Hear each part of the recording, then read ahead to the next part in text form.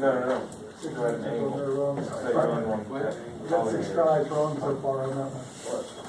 No, maybe because maybe, so it doesn't tell you what to put in there. So that's what I was wondering if I was doing it right or not.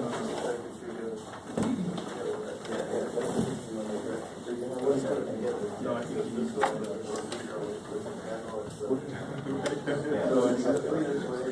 You know what to tell you? yes, I agree with that.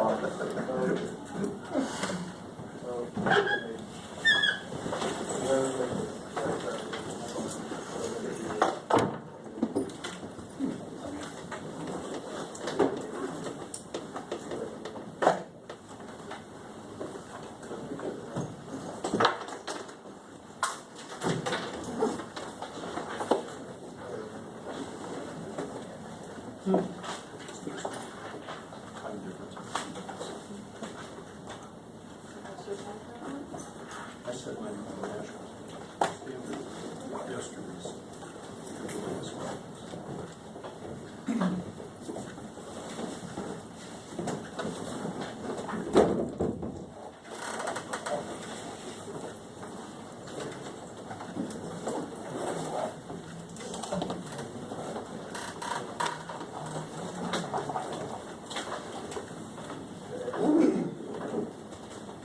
Okay, well, I guess it's quite enough as you starters.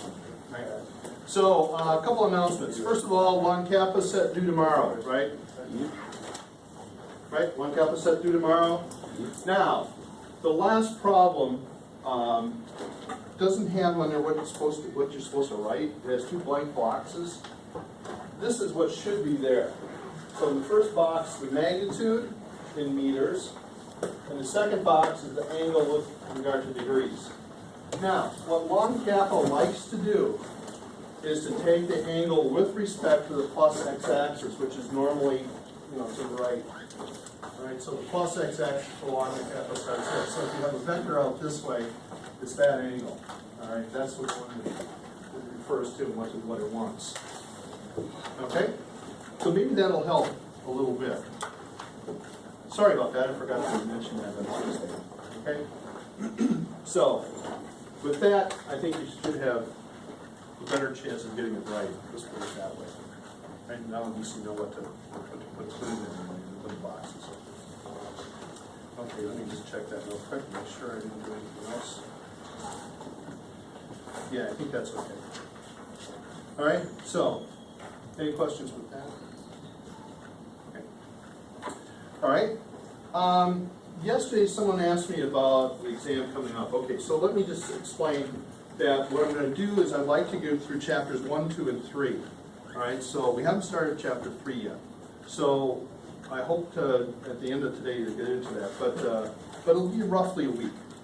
Okay, so roughly a week time we'll have an exam over chapters 1, 2, and 3. Okay, so just to give you a fair warning that something's coming up on the horizon here. Okay, and I'll talk more about it when it comes to it. Okay, so I think let's finish this business with vectors. Okay, so far we've talked about how to add vectors, how to subtract vectors.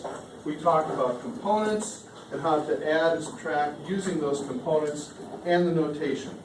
All right, so what we have not done so far is talk about multiplying vectors together. Okay? So, multiplication of vectors.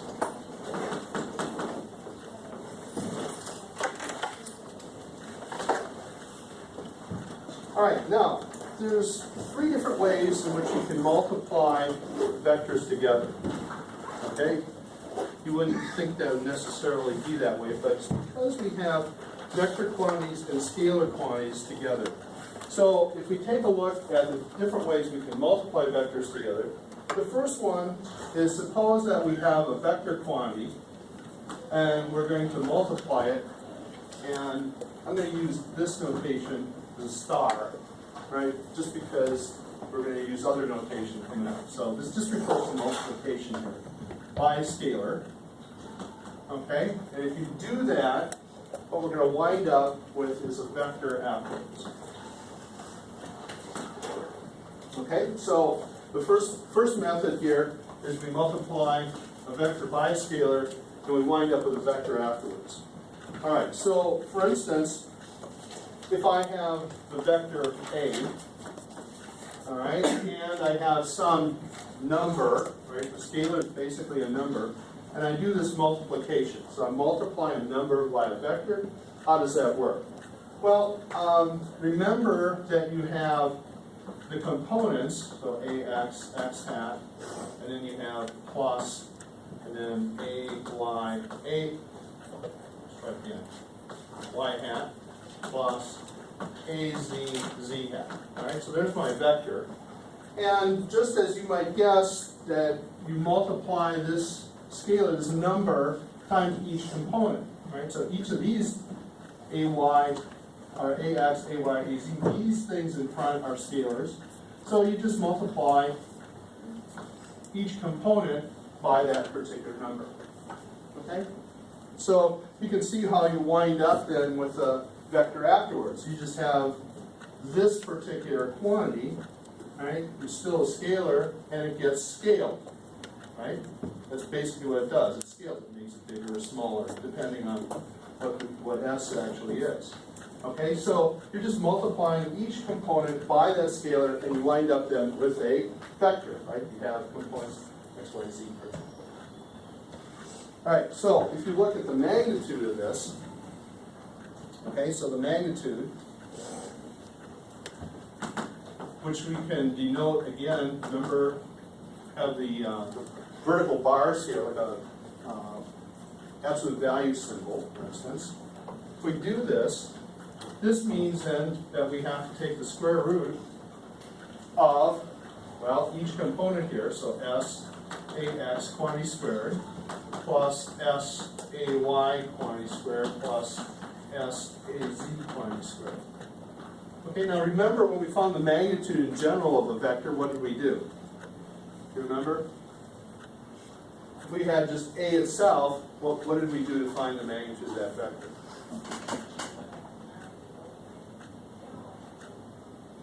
Krylon? How do we do it? Get back in your notes. How do we do it? Let's talk about it. Find its components? Well, you have it components, you know, like you would have ax, ay, az, then what? Find You its find the length, magnitude. right? Sorry? Its length? Figuring the aspect? Yeah, okay, so you find its length, which is x squared plus y squared plus z squared, or ax squared plus ay squared plus z. So you square each component and add them together and take the square root, right? So that's what you're trying to do here, right? Is something similar to what we did with finding the magnitude of any vector, right? And that's how you do it. So you're just multiplying through by s in essence here, right? So this is nothing more than saying magnitude of s times magnitude of a. Okay, so if s is, let's say, greater than 0, all right, if it's greater than 0, what direction is this going to be?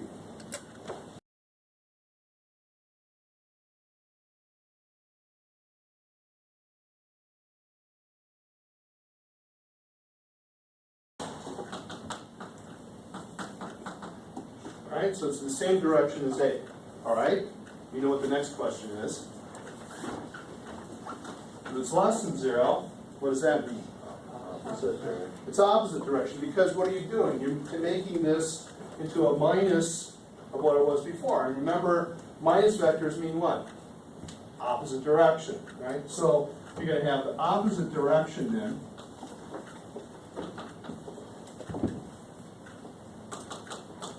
To A. Okay? So again, if you have this value in front, it tells you something about what's going to happen. All right? Now, suppose we want to divide. All right? So we have something that looks like A vector divided by S. All right, so this is nothing more than saying I'm multiplying by 1 over s times a, right? So that's just a number as well. And so again, what you're doing is you're dividing is the same as just multiplication here. This is your value in front. Okay, but now what's going to happen? It's going to be scaled smaller, right? Depending on what s is. Okay, so a reminder again that this is s here is a pure number, or it could be some physical quantity. Now, an example of this kind of operation here, and we're going to see it in the next chapter, is we're going to have the acceleration vector, all right, a, which we've known before for now from the last chapter.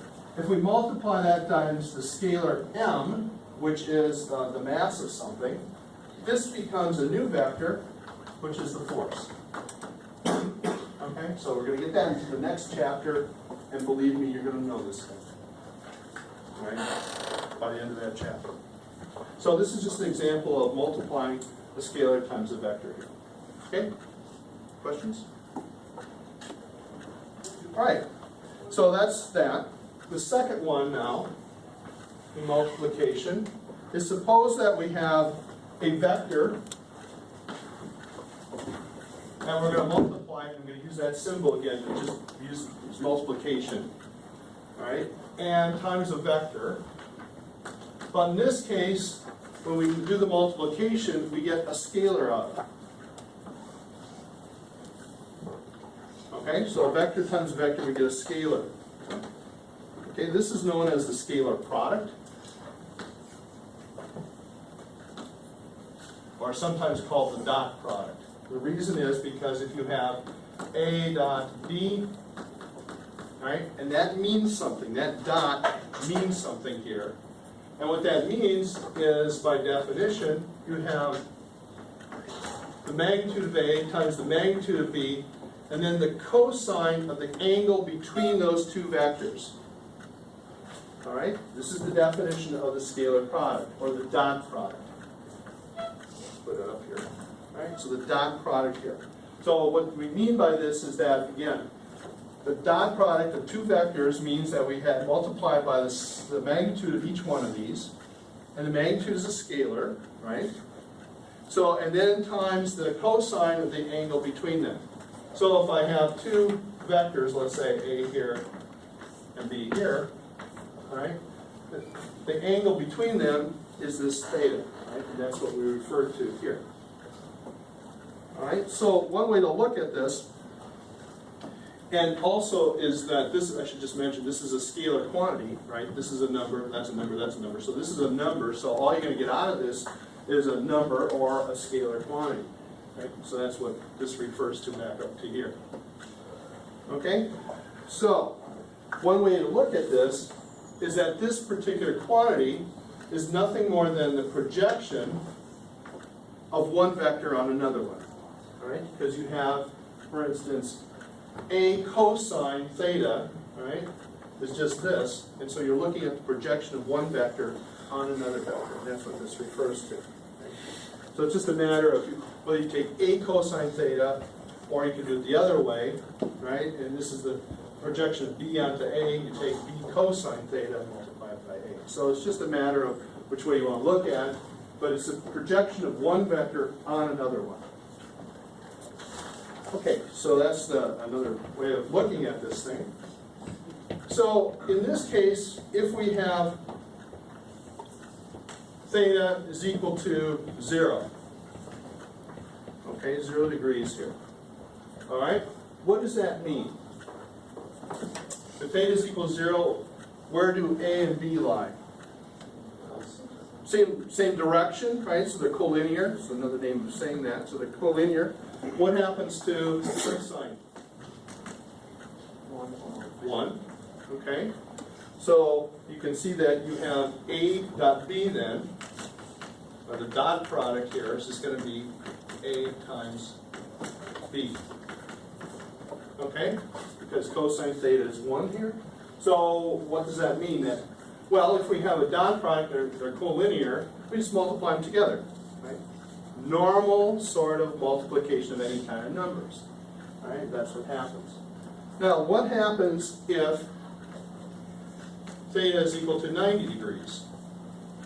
What happens to the angle here, or the cosine? Yeah, that becomes 0. Right?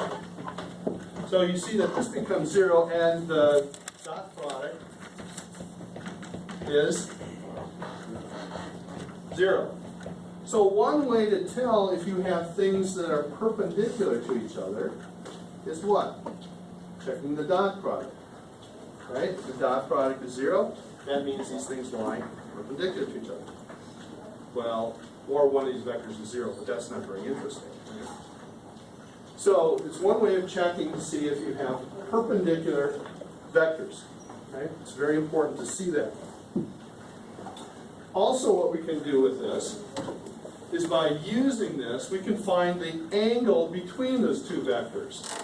All right? So if you're given two values like this, and the vector can be defined just like we did before. So if that's the case, if we have A dot B, and this is A magnitude A, B, cosine of the angle, solve for the cosine of the angle, what do we have? Well, we have the dot product. So if you're given the two vectors, what each of their components are, divided by their magnitudes, you can find the angle between them. Right? So it's a way of finding the angle between two separate vectors like that. Okay? So,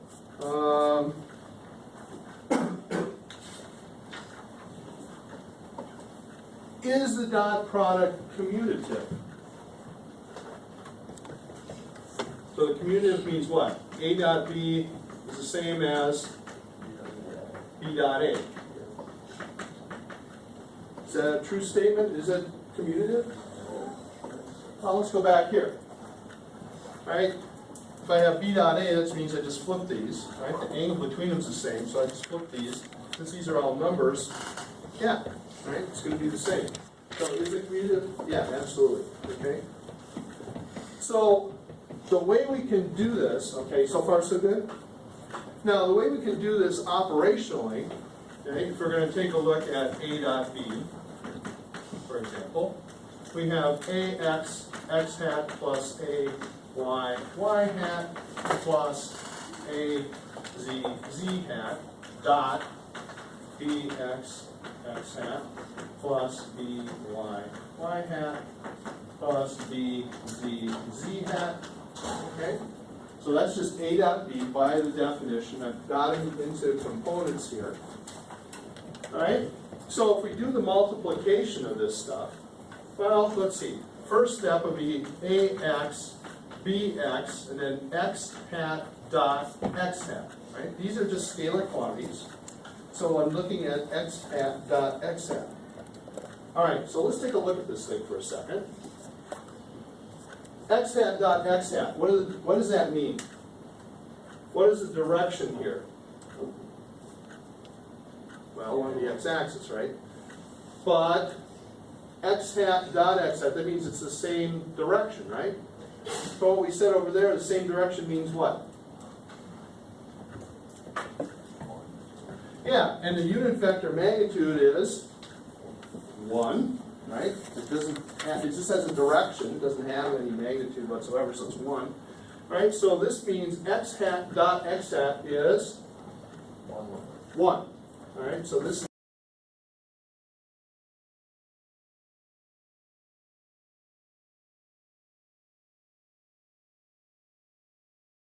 have AX, B, Y, and we have X hat dot Y hat.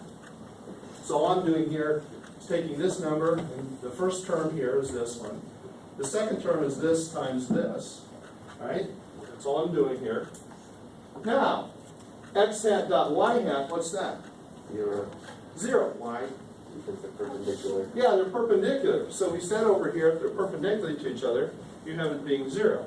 So this quantity is 0. Alright?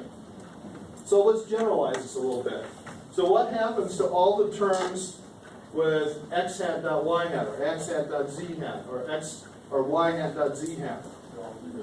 Those are all 0. So only ones survive are the ones that are the same, right? Because they're all 1 here.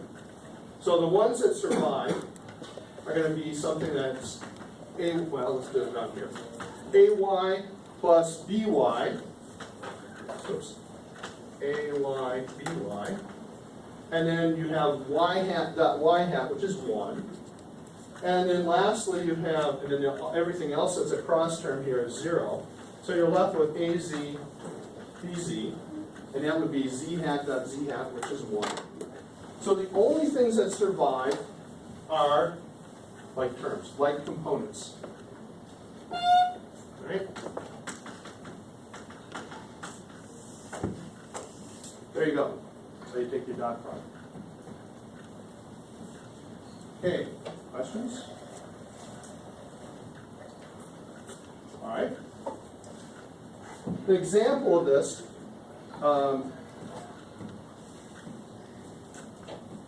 is the quantity that we're going to get to probably chapter 5 or 6 or something like that. And that's a quantity that will have this force vector, okay, that we talked about over there, and it's dotted with a displacement, which we know about. Okay, this particular quantity is known as work. Okay, so again, we're going to get that in chapter 5. So this is an example then of one of these dot products. Okay, questions? Okay, you're experts on the dot product? Well, we'll do an example from now. All right, so this is the second way. Third way, all right, so far we got a scalar times a vector. We have a vector times a vector equals scalar. The third one is a vector times a vector gives us a vector. All right, I think that covers everything then, right? All the combinations. So we have that, and now this one. And this one's a little bit more complicated. Why do you think that is? What does a vector have? Magnitude and the direction. And that's the problem. Here, we have just what? Since it's a scalar, we have to just worry about the magnitude. But now we have to worry about not only the magnitude, but the direction. Okay, so that's what makes it a little bit more complicated. Okay? But that's what we're going to look at next. So, just as we had this definition over here for the scalar product, right, which is also called the dot product, and that's normally what you hear, we also have the vector product. And this is often called the cross product. All right, so the way that's defined is A cross B. Okay, so this X here means something. It's called a cross. All right, so again, make sure that this becomes part of your vocabulary. Okay, and you got to be careful on how you write things now because these mean different things. All right, so A cross B here is defined then it's to give some other vector, which is C. And it produces this vector, and the way we can look at that is the magnitude, we'll worry about the direction in a minute, but the magnitude here is C is equal to, just like we did over there, we have magnitude of A, magnitude B, and now the sine of the angle between them. All right? So this is the definition. Notice dot cosine cross sine. All right. So this gives us the magnitude of this. And again, don't forget it's just the magnitude here. All right. So it's the magnitude here that we're talking about. All right. Also, I should mention that when we talk about the angle here, the angle between those two vectors, I guess you could say there's an angle between it here, but there's also an angle like that. But you normally talk about the smaller of the two. You don't talk about that large one, you just talk about this one. Right? Same thing as over there. So when we talk about the angle, we talk about the smaller of the two. Right? So if we do something similar to what we did over here, vector A and then vector B, right? It's the smaller of those two angles. Okay, not the large one, but the smaller ones are what we refer to here. All right, so if we look at theta is equal to 0 degrees, okay, what does that mean as far as the vectors are concerned? True. Direction-wise, we said over here if this is 0, what happens? They lie what direction? Same. Right? They lie the same. How about over here? Theta is equal to 0. What happens? Right? They're in the same direction, but then the value of C is also 0, right? Because of that. So what you do is you have, this is the line along the same direction, or A is parallel to B. Right? That's another way of looking at that thing. So it's a parallel. So this thing is going to give us 0. All right? If we have 90 degrees, or A is perpendicular to B, what do we have here? If we look at the magnitude, right? Because technically I should do that. What's the magnitude here?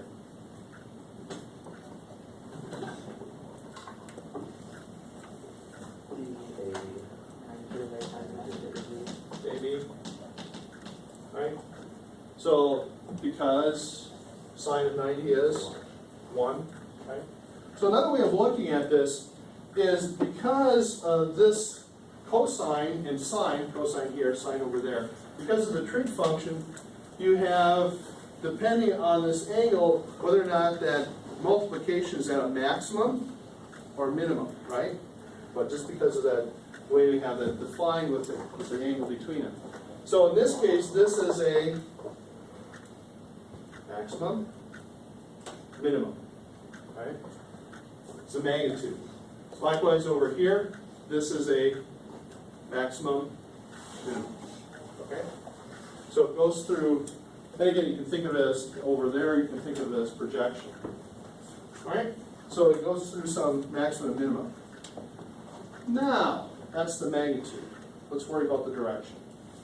All right. So what we have in order to define the direction, we have what's called the right-hand rule. All right, everybody. You got one of these? This is class participation. Right hand. Okay, not left. Right. Okay? So, actually I think left-handers have an advantage in this situation. But okay. So the way we do this, we're doing A cross B. So the first step here in using the right-hand rule is you put your fingers in the direction of A. Alright? Everybody do it. Come on. I know you look dumb. That's fine. Everybody looks dumb. Okay? So, put your fingers in A, and then you wrap it along that angle towards B. Alright? Wrap that way. And then your thumb points in the direction of where the vector goes. Alright? So once again, put your fingers here in the direction of A, and sometimes you have to be contortionist, alright? And then you wrap it along theta in that direction, the smaller, not all the way around, the smaller of the two, right? Wrap it in that direction, and your thumb then points in the direction of C, right? So,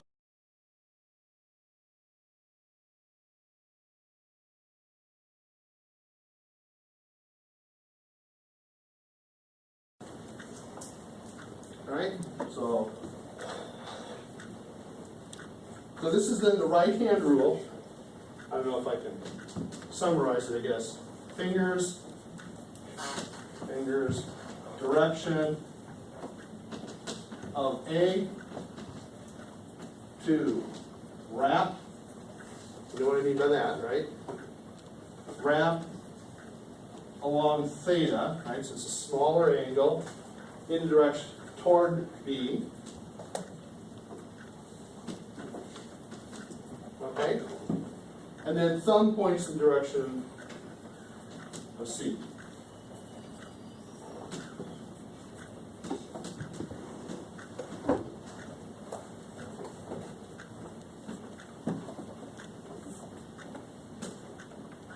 Okay, that's the way you do it. Question. How do we know which vector is A? How do you know which vector is A? Yeah. It's usually given to you. Right, you usually They'll say given. this is the A vector, this is the B vector? Oh, okay. Yeah, you'll know from context more than likely. If in order to do this, you have to know two of the vectors, right? You have to know, in order to do this, you have to know, well, mostly like you'd like A and B to get C, but sometimes you have to, you're given C and B to find A, right? So you have to get two of those, otherwise you can't do it. Is A like always bigger than B or B? Nope. It doesn't matter. Doesn't matter, It's community right? also. I can have, let's call it, pick a letter. All right. Pick a letter. Z. Z. Oops, I'm used to Z hat, sorry. Okay. So if we have these, and I tell you, do E cross Z, what's the direction? Okay, everybody, E cross Z, exercise. Come on, you got one of these, do it. So how do you do it? Fingers in the direction of, in this case, E, because we're after E cross Z. All right? Because this is EZ, right? Thank you. I couldn't have done that better if I didn't ask for it, right? Okay, so put your fingers in the direction of E. What's the angle between them? This is the smaller, right? So you wrap it towards there. Thumb points out of the board. All right? So the direction of P. P. All right, so P then is coming out of the board at you. Okay? And notice that what this does is it gets rid of the ambiguity. Right? Because you can either go this way or that way, and by having your right hand, not the left, right? Right hand, that's what gives you the right direction for this. Otherwise, you could have it going either in or out, depending on what you're doing, right? By making it the right hand, right? By making it the right hand, you're fixing that direction. Right? It has to be that way. All right? So, easy, right? It takes a little practice, right? But you'll be pros in no time flat. I'll see you that. Okay?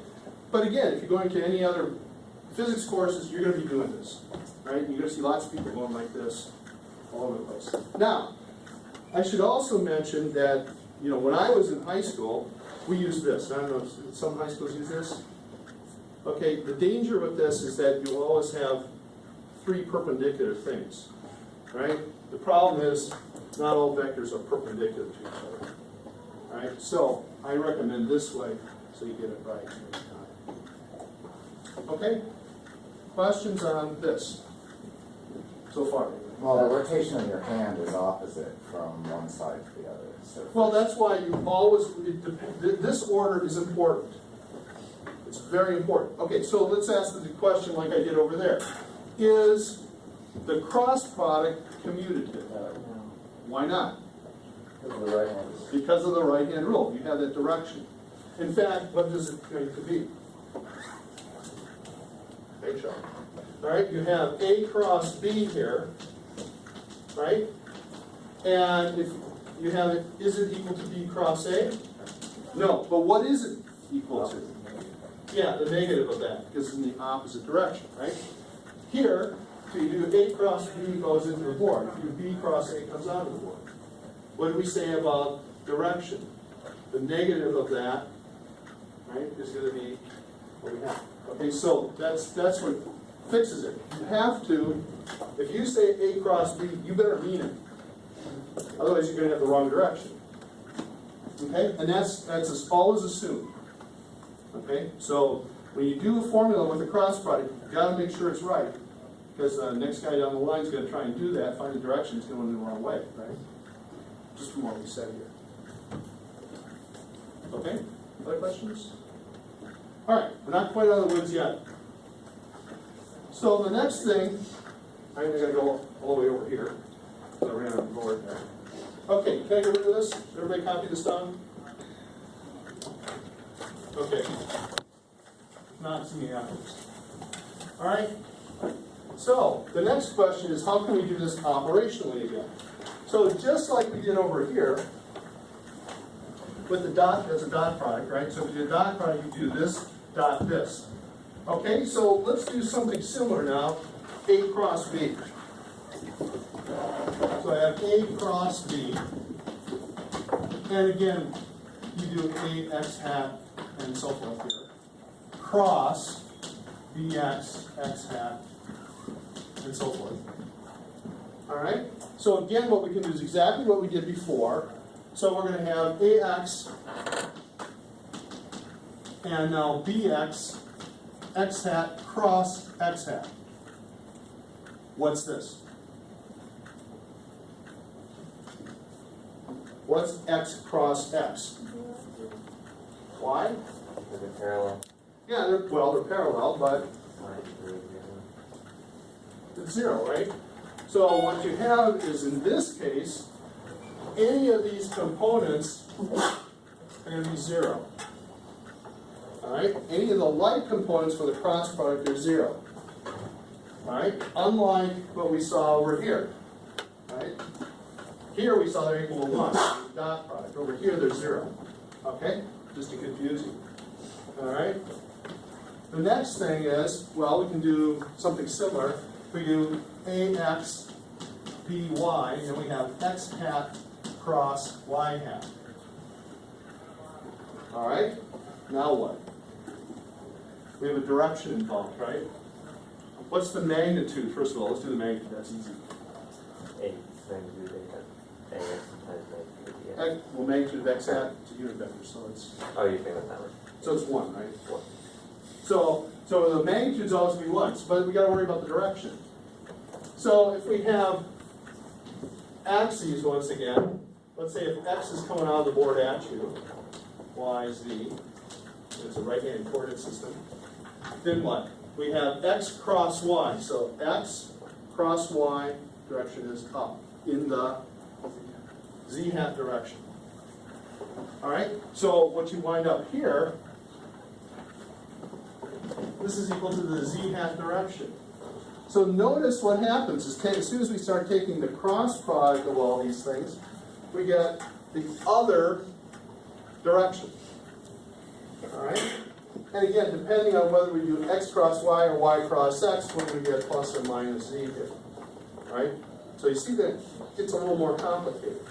So if you do that kind of thing, the operation that's involved is the following. So you have A cross B, and I'll spell it out, and then I'll show you an easier way of doing it. All right, so A cross B, okay, is going to be equal to AY BZ minus AZ BY in the x hat direction. And I'll go down here because I'm running out of room here. Then the second term here is going to be plus AZ BX minus AX BZ in the y hat direction, plus we have then the last one is AX BY minus AY BX in the z hat direction. Okay, so this then is the definition, components-wise, on how to do the cross product.